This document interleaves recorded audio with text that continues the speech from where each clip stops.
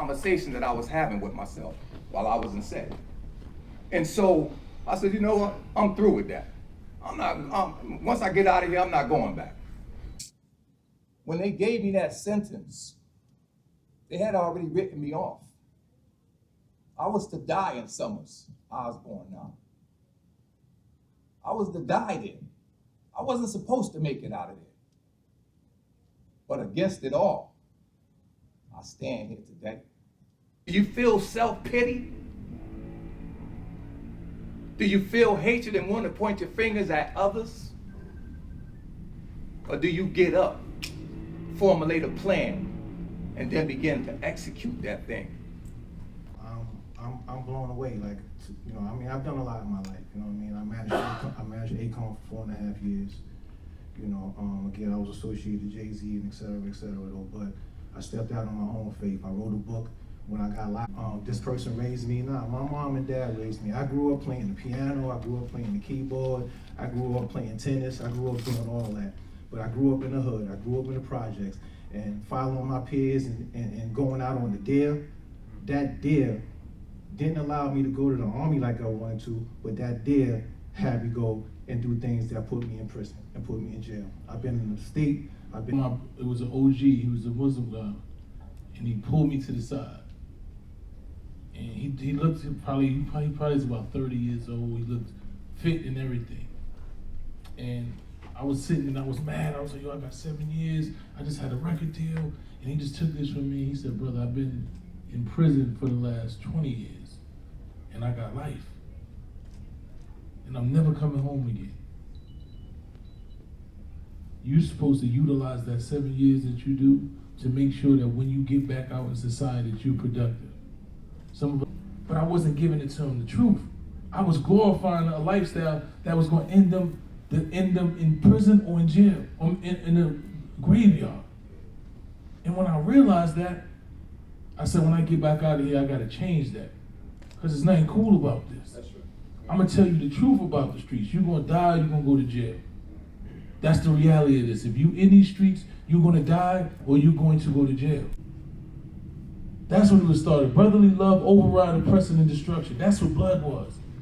So when they started really understanding what it was, they said, look, we're gonna take care of our communities from now on. So that was my mission, was to take the people that y'all forgot about, that y'all wrote rid off and said that they was the worst, and show you that, no, they not. So, I lost my life. I took somebody's life. I destroyed families, destroyed communities. So I sit up here and I'm sitting up here and I'm great. I'm looking at all these young boys out here, and I'm thinking they ain't really gonna identify me.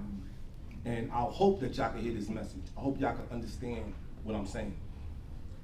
I think about when I did my change, and my change came when I was in SAG. I'm sitting back there looking at a brother that I was in SAG with, and I had to laugh at it, but I was serving my time, and when I was serving my time, I kept thinking to myself, all the decisions that I made led me here.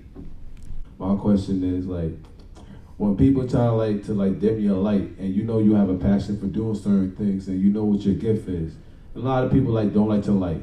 You know, I want to say, like, when you going through like a spiritual warfare, how you manage when they try to dim your light and you know what you're supposed to be doing out here. I know you're not supposed to stop, but how would you go about that? I'll tell you what I did. When I came home, right, I said within 2 years, I wanted to own my own home. You know what, so I started writing more, and I ended up writing a book. And when I ended up writing my book, I didn't start off writing a book because I wanted to write a book for myself. I wanted to write a book because I wanted my kids to know who I was. I said that I felt that I might have died in jail. So I said, my kids don't know me. All they know was in the newspaper. All they know is what other people said. I want them to know what I want them to know. These brothers are my mentors. While I was incarcerated, I'm just paying it forward now that I'm home, brother. And I'll be opening up a 8-bedroom facility for reentry brothers coming home.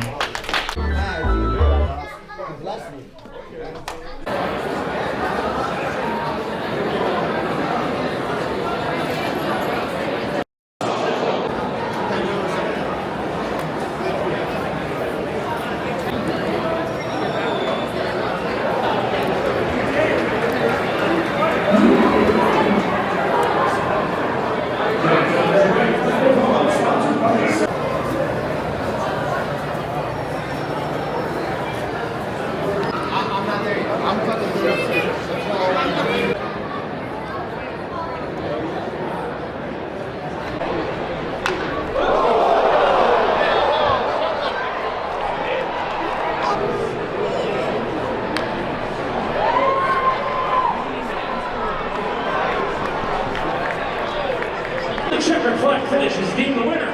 Clever. Get set. Go! And there are fans make some noise. Who's it gonna be?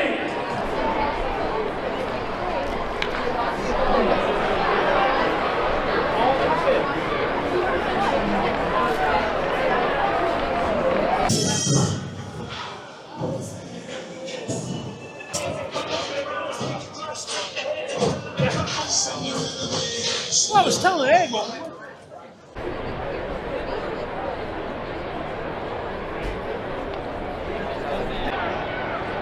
got it this time.